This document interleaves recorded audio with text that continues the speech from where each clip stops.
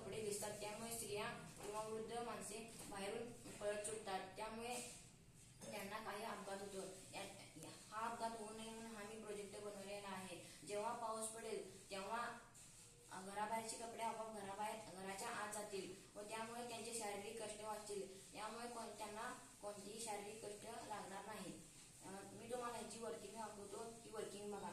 यामध्ये मी raindrop sensor, Arduino Uno, power bank आणि सर्वो मोटर हे कॉम्पोनंट्स वापरले आहेत. हे बघा, जेव्हा या रेनड्रॉप सेन्सरवर पावसाचा थेंब पडतो तसेच ही कपडे